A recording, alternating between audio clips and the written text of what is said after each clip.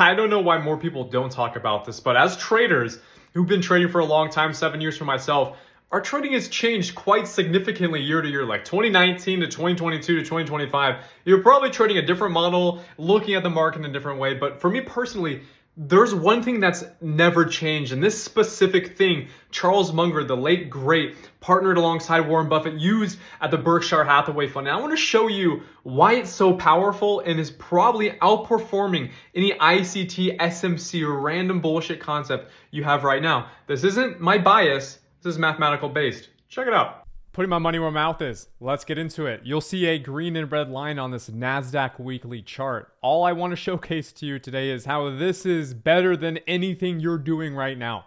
We can go back to 2010, 2008, and we can see when the red flips green, I'll tell you exactly what this exact market mechanic indicator is at the end. You have a fantastic buying opportunity at fair value. It even happens a few years later, and then you can see it happens about 4 or 5 years later. So it doesn't happen that often, but you find fair value every time you get close to this level. It happens in 2018. It happens during COVID. Remember this, guys? COVID, everyone was scared that the market was going to shit, but Berkshire Hathaway, all the hedge funds and the banks were buying for this one specific reason. It was at fair value, and fair value doesn't come that often. We can see that this happened also back in the 22 to 23 bear market. You had fair value for a long time here to keep buying, and then we also had it this year. So the last time we had it was back in 2023. It took 2 full years to get a full retest on this again, and we got full value this year during the February to April crash, which is crazy. By the way, this year's crash was larger than 2008 financial crash. So everyone was freaking out this year,